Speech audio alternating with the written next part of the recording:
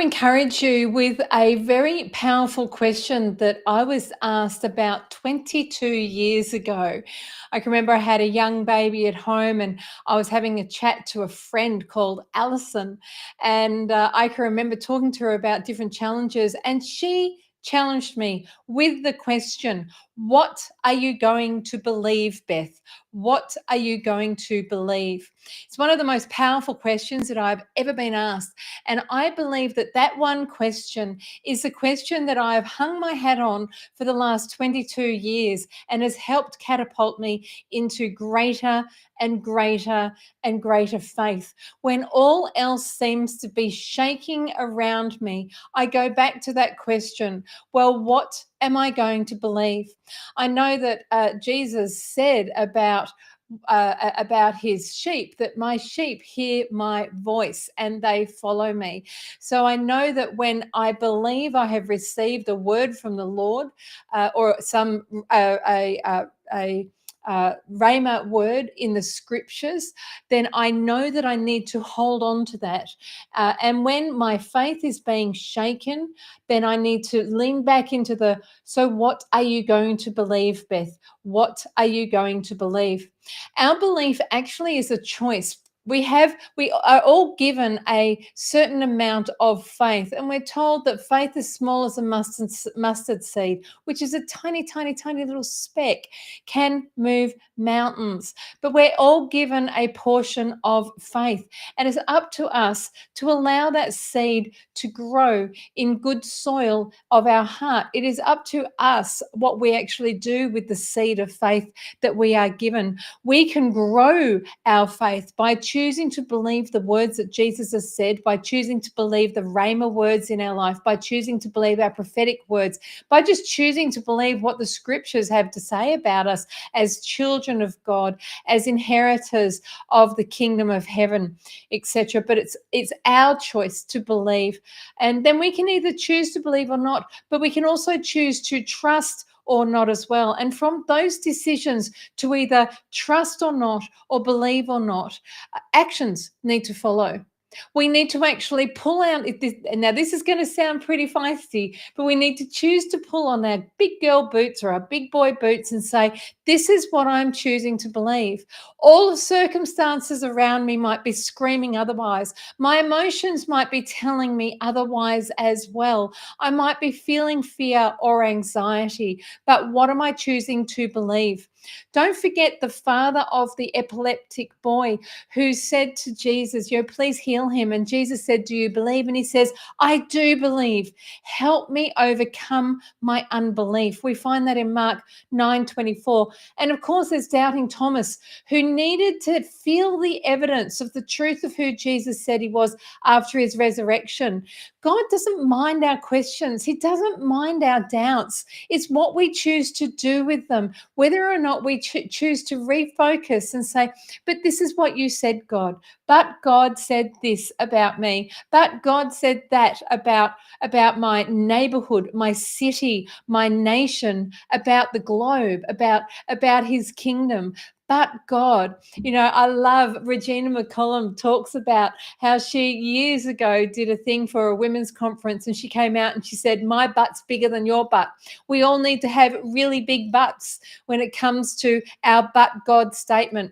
It's but God can do all things, anything that he chooses to do in a set of circumstances. So I want to ask you, what do you choose to believe? What are you choosing to believe? Are you choosing to believe what it is that the circumstances are saying to you right now in this time of transition? Or are you choosing to believe that God is a good God and he's got a plan and a purpose for your life, and that there's amazing, great things that are in store for you, because he always gives us a future and a hope? But God.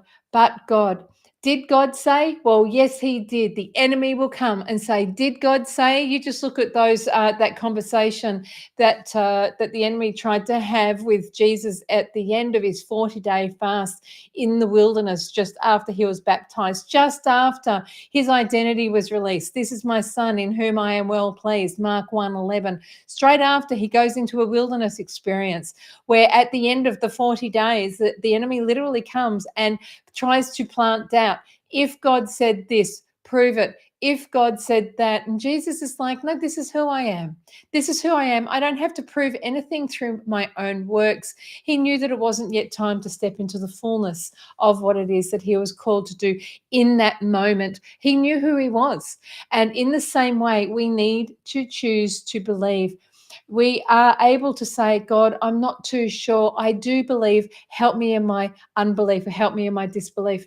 And this is actually a scripture that when I was a very young Christian, having grown up in an atheist home, professor of philosophy for a father who was an atheist, had really no Christian, no church background whatsoever, other than what I saw in my next door neighbor or what I learnt it during Christmas time, uh, or through religious education at my state junior school. And once I became a Christian, I can remember thinking, I've seen enough, I've experienced enough. And I started to choose to believe what God had to say. And I would pray, God, help me in my unbelief. Help me to believe. And as I have done that, my faith in a good God has grown and grown and grown. So I hope that that encourages you. I just wanted to come on and ask you, what are you choosing to believe? If any of you would like a prophetic word, as always, I'm very happy to give one, but I don't want to be giving prophetic words to people that I can see are on the live without being asked to do so, because it's always important to respect the receiver of a prophetic word. You don't want to shove prophetic words down people's throats, and of course, as you know, I love prophetic training, but there are protocols that we need to follow and that we need to abide by. And it's the receiver who is more powerful than the person that gives the prophetic word. So if you would like a prophetic word, always know that if I'm coming on live and you would like a prophetic word from me or a prophetic encouragement, you just need to say so in the chat. And if any of this is encouraging you, please share it with other people.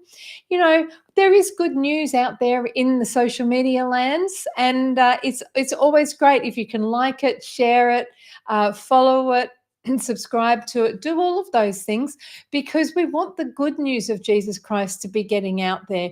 And we do that by sharing each other's posts and saying, this is great work, well done. And it's not to say that we don't step out and do what it is that we're called to do anyway, but it is all about spreading the good news of Jesus. Anyway, enough from me. I hope that that's encouraged you. What are you choosing to believe? Jesus understood, and it was okay for us to have doubts. So even though circumstances might be screaming, I am asking you, what are you choosing to believe? What are you going to believe, Beth? The most powerful question I think I've ever been asked by my beautiful friend, Alison. Anyway, much love, and we will catch you soon.